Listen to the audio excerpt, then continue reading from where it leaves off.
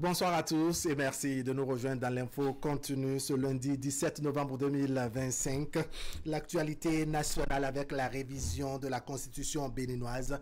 Les députés à l'Assemblée nationale ont acté en fin de semaine la modification de la loi fondamentale avec plusieurs innovations. La nouvelle version de la constitution prolonge désormais le mandat du président de la République à 7 ans renouvelable une fois. Même chose pour les mandats des députés et les élus communaux et municipaux. La constitution révisée instaure également le Sénat qui prend la forme d'une deuxième chambre du Parlement et régule la vie politique pour la sauvegarde et le renforcement des acquis de développement de l'unité nationale, de la défense du territoire, la démocratie et la paix. Dans les milieux publics, beaucoup se posent la question de savoir quelle est la finalité de cette révision constitutionnelle. Eh bien, on décrypte ce soir les grands axes de cette nouvelle monture de la loi fondamentale avec Irénée Agossa. Irénée Agossa, bonsoir. Bonsoir. Vous êtes membre du bureau politique du parti Union Progressiste le Renouveau. Merci de vous être montré disponible. Vous êtes en face de Armand Videgla, il est journaliste. Armand Videgla, bonsoir. Bonsoir, bonsoir à tous. Alors, quelle lecture faites-vous de cette révision de la Constitution par 90 voix pour et 19 contre? Les députés à l'Assemblée nationale ont, doit dire, retouché la loi fondamentale. Écoutez, il s'agit d'une audace politique, sur plusieurs branches, parce que nous sommes à une période assez sensible, qui est la période électorale, et une période électorale faite d'événements qui fait couler beaucoup d'encre et de salive. Et puis, nous avons aussi quelque chose qui fait que c'est une audace, c'est que nous sommes en fin de mandat. D'accord. Le président de la République est en fin de mandat, les députés sont en fin de mandat, les maires aussi sont en fin de mandat. Et quand vous voyez tout ça, vous vous dites, mais écoutez, quelle est cette manière de faire? Oui. Quelle est cette manière de faire? Le timing amène à poser des questions. Voilà, et quand vous allez un peu plus loin, vous voyez que bon, le timing, c'est pas toujours le problème. Mais l'autre chose, c'est que il y a un mythe qui a été totalement, je vais dire, cassé, je dirais. D'accord. Le fétichisme autour de la Constitution. Cette Constitution qui est considérée comme une Bible pour les compatriotes et qu'on ne doit quand même jamais toucher. On me dirait qu'en 2019, la Constitution a été touchée, mais la Constitution n'a pas été touchée dans les mêmes conditions. Dans les mêmes conditions, ça n'a pas porté les mêmes aspects. Voilà, que en 2025, et vous constatez que réellement un mythe est véritablement tombé. Alors, Irénée Agossa, comment vous voyez les choses? Pensez-vous qu'il s'agit également d'un acte historique, d'un acte audacieux, comme le disait tout à l'heure Armand Videgla? Oui, bon, enfin, c'est une, je veux dire, une révolution politique. D'accord. Révolution politique et il fallait toucher à la Constitution. Moi, je suis de ceux-là qui ont toujours dit que cette Constitution, il faut la toucher. Ça, tout le monde me connaît pour ça. Je l'ai défendu depuis 2015, avant 2015, 2010, 2000. Je parlais de ça. D'accord. Je parlais de ça. Donc, c'est normal qu'on touche à cette Constitution, puisque la Constitution a prévu les conditions pour qu'on touche à cette Constitution. Donc, c'est fait. Et je peux dire aussi que c'est un maillon qui manquait dans le processus démocratique et qu'il fallait rapidement mettre en place constitutionnellement cette institution, on peut l'appeler Sénat ou autre, avec les attributs actuels, pour que toute la chaîne soit mise en place. Nous avons commencé un processus de développement et nous sommes arrivés à un stade de maturité de notre démocratie. C'est-à-dire quoi? Nous quittons le stade du renforcement du processus pour aller maintenant vers le stade du perfectionnement de notre processus. Donc, nous voulons aujourd'hui aboutir à une démocratie productive de développement et non rester seulement au stade d'une démocratie élective. D'accord. Reste seulement dans l'élection. Non, nous avons maintenant pris le pas si on ne le faisait pas, on va détruire tout ce qui a été... En clair, c'était nécessaire. C'était indispensable et vital pour notre développement. Alors, si on ne le faisait pas... Vous allez développer ça. Je pense que, d'ailleurs, il a dit tout à l'heure, la fin des mandats, c'était pour finir avec les suspicions. Non seulement la fin des mandats, mais tout le processus est lancé. Processus électoral en ce qui concerne les communales et les municipales. Le processus en ce qui concerne l'élection présidentielle, les candidats sont désignés, donc il n'y a plus de suspicion. On sait que cette modification a été faite dans le sens du développement du pays. Même le jour du vote, c'était déjà l'ouverture du registre au niveau de la Sénat pour le dépôt des dossiers concernant les élections législatives. Alors, au-delà du mythe qu'on est arrivé désormais à déshabiller ou à fondre, quelles ont été les innovations qui ont attiré votre attention de façon essentielle dans cette révision constitutionnelle?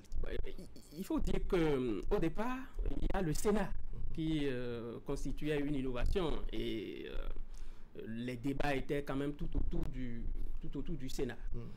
Et on fustigeait un certain nombre de choses parce que, vous voyez, dans l'opinion publique, il n'y a pas une bonne perception de ce que nous sommes en fin de mandat et qu'on veut réviser une constitution. On crée l'autre chambre de l'Assemblée nationale. D'accord.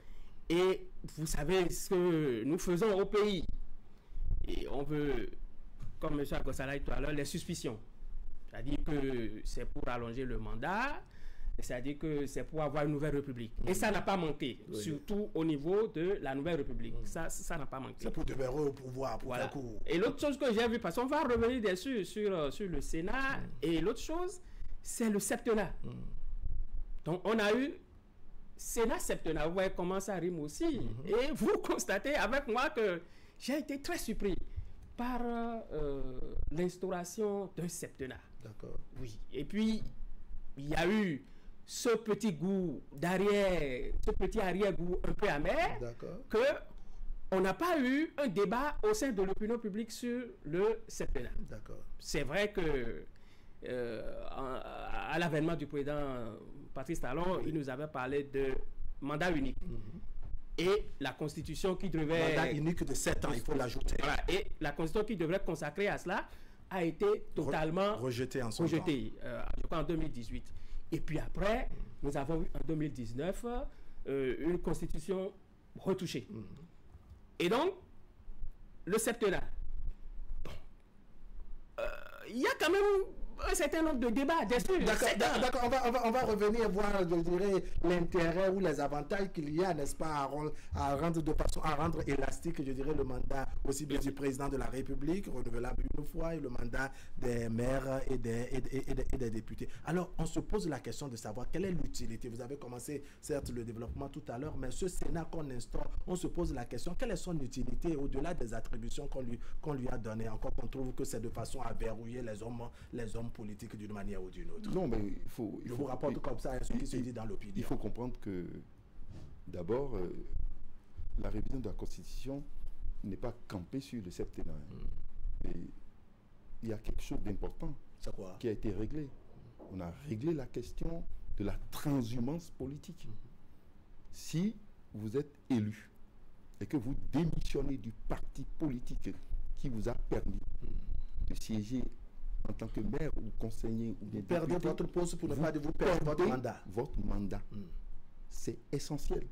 Nous avons pu harmoniser maintenant le scrutin de liste avec le comportement. Mais on se dit que la transhumance est juste réglée au niveau des élus. Maintenant, au niveau des autres militants, les militants, vous êtes libre. On ne peut pas empêcher un militant de faire son choix.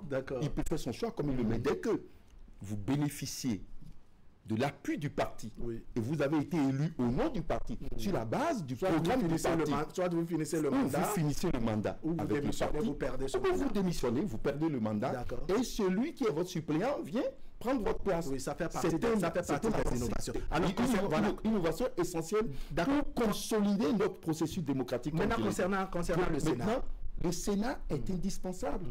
Le Sénat est indispensable. D'abord, c'est un Sénat qui est conformité. Il ne faut pas que les gens se mettent dans la logique que nous avons les mêmes Sénats que l'Europe, que le Sénégal. Ce n'est pas le même modèle. Ce n'est pas le même modèle parce que nous n'avons pas les mêmes problèmes. C'est ce qui a toujours tué l'Afrique. Il ne faut pas copier.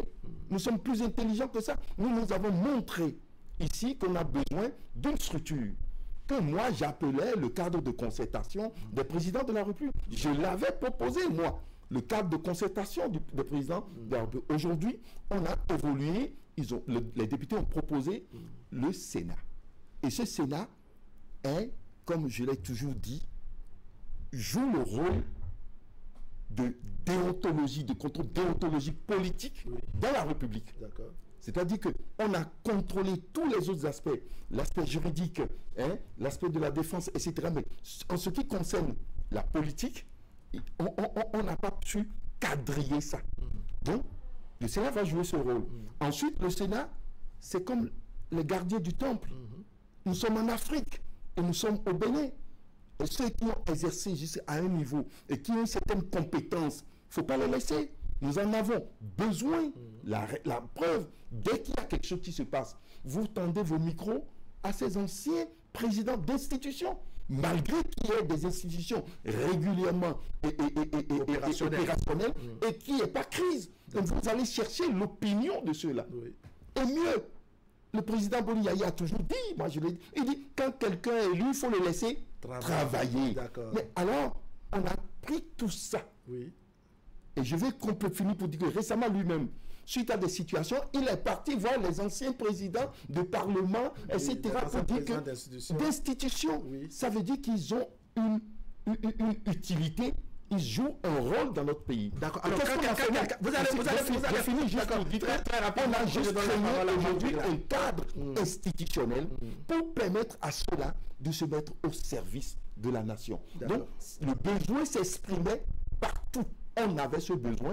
Donc, ce n'est pas quelque chose qui est sorti comme ça. C'est quelque chose qui s'exprimait. Et ce maillon manquait à notre processus pour permettre à ce que nous soyons dans un pays de cohésion sociale. D'accord. Amady Degla, il y a cette portion de phrase qui m'intéresse. Quand quelqu'un est élu, il faut le laisser travailler. C'est une phrase qui vient de Boni Yayi, ancien président de la République. Le Sénat a évolué, n'est-ce pas, avec son instauration. On parle du fait que le Sénat plutôt veille à la régulation je dirais, de la vie politique, pour ne pas dire de la trêve politique. Comment vous voyez les choses? Oui, écoutez, normalement, la démocratie que nous avons abordée depuis 30 ans doit nous ressembler. Et vous allez constater que ça soit dans les collectivités, que ça soit dans les familles, que ça soit au niveau de la royauté et un peu partout dans notre pays, il y a toujours un petit groupe d'anciens. Oui. Toujours un petit groupe d'anciens. Quand les problèmes se posent, même s'il n'y a pas de problème, on va chez eux pour dire je veux avoir vos conseils sur ceci ou sur ce. Il y a toujours un petit les gens, qu'on se dit, ils ont la possibilité de se mettre au-dessus de la mêlée. Voilà. Il y en a toujours. Et l'instauration d'un Sénat, on peut l'appeler Sénat. Moi, la dénomination vous importe peu. Ça m'importe très peu. On peut même l'appeler le Haut Conseil de la République pour instaurer ou réinstaurer ce que nous avons eu jusqu'à la fin de la conférence nationale pour jouer un certain rôle avant l'installation de quelques institutions de la République, dont l'Assemblée nationale. Et on peut l'appeler comme on veut. Mais on en a besoin. On en a besoin. En mars dernier, lors d'une audience avec Humbweji, je crois, la presse a distillé au niveau de l'opinion que les deux anciens présidents souhaitaient la création d'un cadre de concertation et des anciens présidents d'institutions. Oui. Pourquoi dans les débats aujourd'hui, personne ne met ça dans la balance? D'accord. Pour dire, mais ça veut dire qu'il y a véritablement un besoin de ce que nous avons des personnes qui, à un certain âge, ont travaillé pour la nation et qu'on veut véritablement qu'ils se mettent à notre service. Je donne un exemple. Si on avait quand même le Sénat, je crois que des anciens présidents n'auraient pas pris parti pour, je vais dire, le Niger. D'accord. Dans notre conflit que nous avons avec lui. Et sur d'autres sujets, On ne pourrait même pas.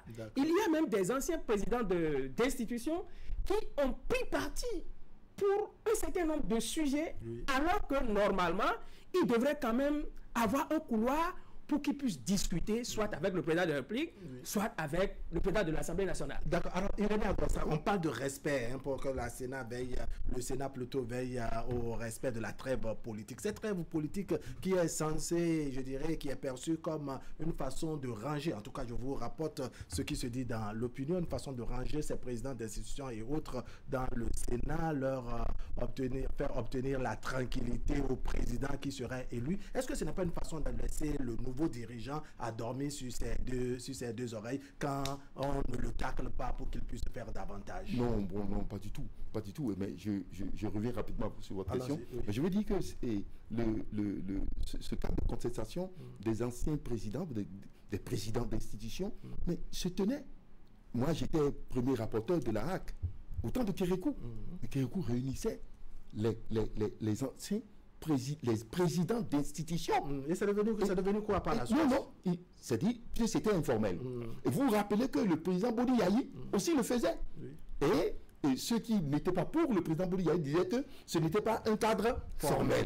Donc aujourd'hui, on a formalisé les choses pour qu'il y ait un cadre qui puisse résoudre certains problèmes au-delà des rivalités politiques et au-delà des tensions électorales.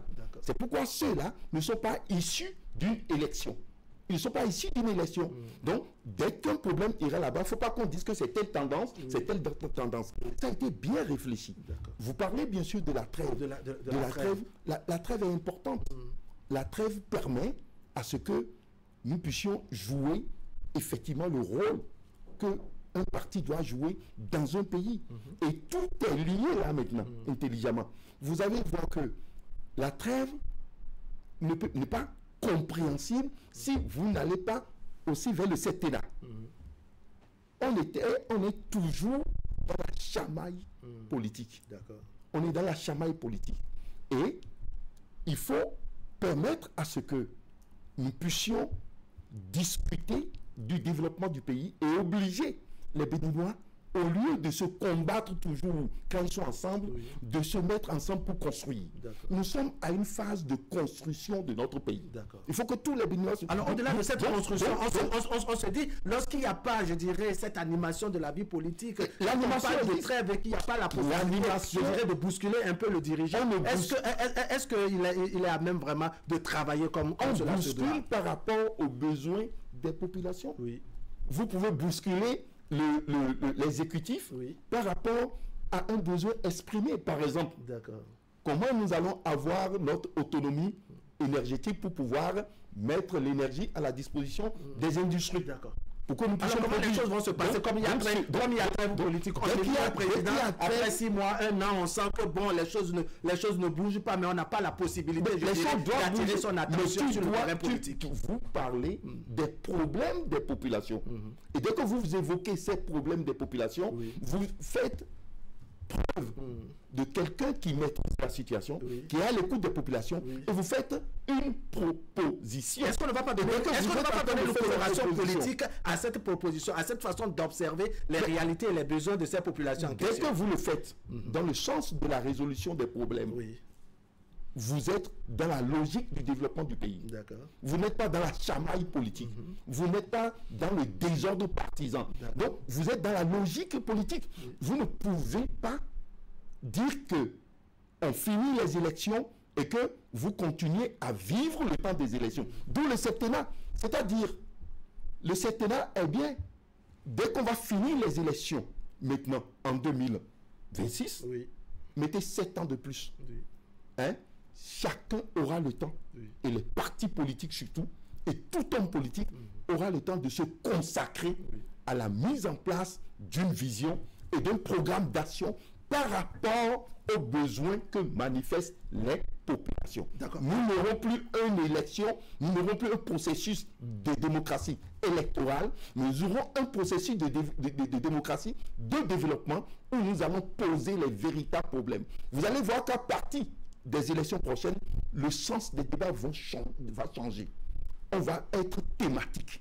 nous allons avoir les grands partis là que nous avons, où les cadres politiques vont naître, où nous allons voir comme en Europe, on saura déjà tel profil peut être ministre de la Défense, oui. Tel profil peut être ministre de l'Économie, tel profil peut être ministre du Développement rural, etc. Parce qu'on aurait le temps de faire face aux problèmes. On reste toujours avec, je dirais, le détail lié au Sénat. Je vous donne lecture par ici. On dit, sous réserve des dispositions de l'article 90, le Sénat sanctionne de suspension ou de retrait des droits politiques ou civiques des acteurs politiques, excepté le président de la République, le président de l'Assemblée nationale, le président du Conseil économique et social, pour, doit dire, leurs propos et leurs actes sur le terrain politique. Donc, les actes qui portent atteinte à la sécurité, qui portent atteinte au développement de la nation, à la défense du territoire. J'ai parlé de sécurité tout à l'heure, de la démocratie et autres. Est-ce que ce n'est pas trop donné du pouvoir au Sénat? Est-ce que là encore, on ne craint pas, doit dire, des règlements de compte avec tel ou tel autre dont on ne serait pas content quand on est logé dans le Sénat? Bon, c'est possible. Mais il y a un constat que depuis un certain temps, il y a nos compatriotes qui prennent des positions un peu maladroites. Même contre les intérêts de notre pays. Mais en fait, ils ne savent pas que le pays a des intérêts. Je crois que c'est là aussi que le gouvernement et les hommes politiques, M. Irénée Agossa, doivent travailler pour montrer en réalité que le Bénin est un pays d'intérêt. D'accord. Le Bénin est un pays d'intérêt. Êtes-vous en train de souligner le fait qu'il faut mettre l'intérêt du pays Bénin, n'est-ce pas, en avance plutôt que l'intérêt personnel? Oui, je reviens toujours dessus. Nous avons eu le problème, c'est pas encore fini avec notre voisin du Nord. Mais vous voyez des compatriotes tenir un certain nombre de propos. Et prendre fait cause pour le voisin. Ce n'est pas vrai. Ce n'est pas vrai. Des gens même qui vont aller chercher des passeports diplomatiques pour dire des choses contre notre pays. C'est impensable. Et il y en a qui ont dit contre d'autres pays et puis après on leur a arraché des choses. Ils sont devenus béninois parce qu'ils sont béninois et qui disent beaucoup de choses contre notre pays. Je crois qu'il y a un travail à faire à ce niveau. Oui, tout ça, c'est vrai, ça peut être dissuasif. Oui, la loi aussi, c'est cela. Pour montrer qu'en réalité, vous devez quand même savoir vous comporter. Vous devez savoir que vous avez un pays à défendre. Ne pensez-vous pas que le Bénin est un pays, même si nous sommes un petit pays en matière de superficie, nous sommes quand même un grand pays. Nous sommes quand même un grand pays. Il y a des intellectuels béninois, depuis 1960, même avant, qui ont formé des intellectuels africains un peu partout. Et qui ont formé des intellectuels européens un peu partout. Et qui continuent encore de former. Et donc, nous sommes quand même un grand pays. Et nos compatriotes doivent savoir en réalité que nous devons protéger notre pays. Et nous devons avoir les couloirs. Parce que c'est ça aussi. Nous devons aussi avoir les couloirs pour toucher un certain nombre de personnes, dont d'institutions, dont par exemple le Sénat. Le Sénat oui, je n'ai pas fini. Qui doit ouvrir dans l'exercice un certain nombre de choses pour que nos compatriotes saisissent directement le Sénat pour dire il se pose un certain nombre de problèmes. Message, intervenez, dites quelque chose avant que ça ne dégénère. C'est à la limite, selon vous, un creuset de sages ou de personnes expérimentées qui ont déjà... D'accord. Alors, monsieur René Agossa, je vous fais la même question que je faisais tout à l'heure à Ama Bidegla. Est-ce que vous ne pensez pas qu'on a vraiment donné trop de pouvoir à ce Sénat en question quand il a la possibilité, ce Sénat, quand il a la possibilité de suspendre, je dirais, des acteurs politiques, de leur retirer leurs droits civiques pour leurs propos et leurs actes sur le terrain politique, lorsque certes cela porte atteinte à la sécurité, n'est-ce pas? Dans tous les cas, quand vous avez une loi, il faut que si quelqu'un ne respecte pas cette loi, qu'il y ait des dispositions pour sanctionner. Oui, mais quand cette sanction doit venir du Sénat, on se dit, est-ce qu'après tout, il n'y aura pas, je dirais, il n'y aura pas des règlements de compte, parce que ce seraient des gens qui, d'une manière ou d'une autre, ont des obédiences politiques. Non, il n'y a aucune tendance politique au niveau du Sénat. Ils ne sont pas élus. Il n'y a pas une tension électorale qui a poussé les gens à être membres du Sénat. Oui, mais on se dit d'une manière ou d'une autre, étant donné que ce ne sont pas des machines et que ce sont des humains, ils doivent avoir des colorations politiques, ils doivent être des partisans, même s'ils ne sont pas affichés. Vous avez le président Mbedji qui est là. Vous avez le président Moussou qui est là.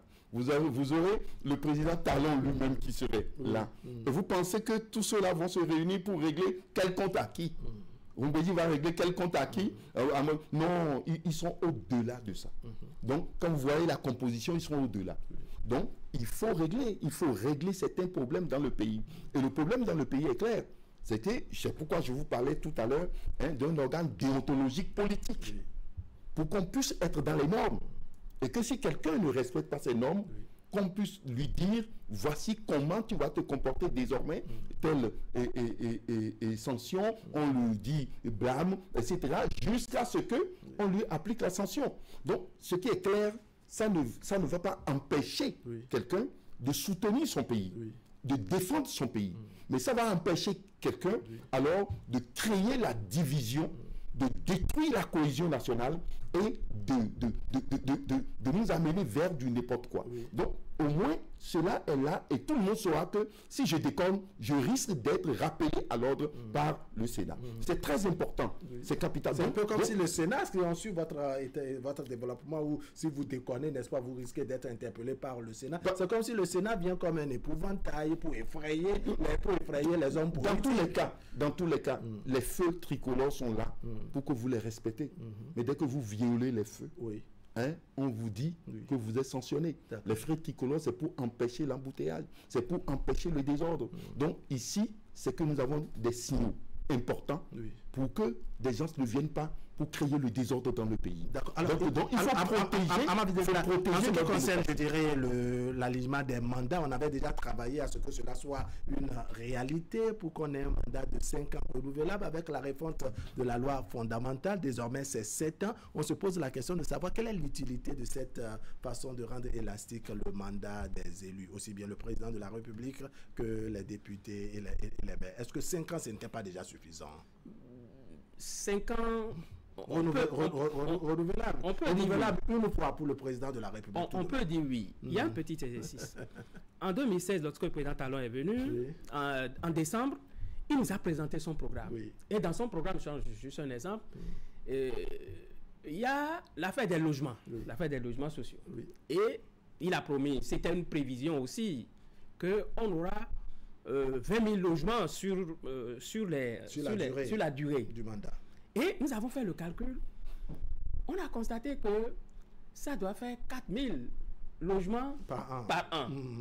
Et c'était en décembre qui nous annonçait cela lors de la présentation du programme. Ça veut dire que 2016 est passé à côté. D'accord. Donc on a 2017, 2018, 2019 et 2020. Et ça, c'est sans savoir que cette maladie-là, la Covid, va nous rattraper pour 3 ans au moins. Vous voyez, et ralentir le fonctionnement, je dirais, des institutions. Ça, on n'avait pas prévu. Et donc, je veux parler globalement de tout ce qu'il y a comme projet infrastructurel et autres. Dans la durée, les 5 ans étaient un peu trop justes. Les 5 ans étaient un peu trop. Je me rappelais au moment où il y avait des paquets. Est-ce que vous ne craignez pas que demain on vienne dire encore que 7 ans c'était trop juste, il faut aller à 10 ans renouvelable une fois par exemple? Ça dépend, mais je ne pense pas. D'accord. Je ne pense pas. Monsieur Irénée Agossa, votre mot de conclusion. Le temps est passé. Je vous dis rapidement que moi, je disais à un des ténors en 2016 quand ils étaient venus, on s'était vu sur un vol de Air France et ils disaient nous allons faire 4 ans, 5 ans, nous est parti. C'est un mandat. Et je le regardais en face, je dis, ou bien nous n'avons pas le même diagnostic, ou bien vous sous-estimez ce que vous voulez faire. Ce que vous voulez faire, si c'est sérieux, et si vous voulez faire des réformes de qualité, c'est un programme de 25 ans. Je lui ai dit, aujourd'hui, les députés à l'Assemblée, on se voit et ils me rappellent cette phrase. Nous sommes un pays qui est en train de se développer. Et quand vous allez en France, le château de Versailles n'a pas été construit par Mitterrand, je vous en prie. Le château de Versailles n'a pas été... le Champs-Élysées, ce n'est pas construit par De Gaulle. Soyons sérieux. Ils ont pris du temps pour développer, pour construire un pays. Oui. Et pour construire, on prend du temps. Oui. C'est ça surtout l'essentiel. Oui. Pour construire, nous sommes à une phase de construction de notre pays. Mais on se dit que l'alternance va permettre de faire ça, puisqu'on dit que l'État c'est une continuité. L'État c'est une continuité. L'État a une continuité, mais voici ce que je vais vous dire. Si nous, rapidement, pour prendre 7 ans, dès que nous finissons les élections, et pour que l'appareil se mette en place pour consolider le développement, il faut que les gens s'enlèvent de la tête les questions de positionnement, de tout ça. Et que les gens se consacrent au développement du pays. Merci beaucoup, Amami Degla, merci bien. Ce serait tout pour aujourd'hui. Il y a l'équipe de Canal Sport qui va s'installer tout à l'heure à 21h. La rediffusion de votre numéro, l'info continue, ce serait tout à l'heure à 23h et demain autour de 10h30. Allez, portez-vous bien.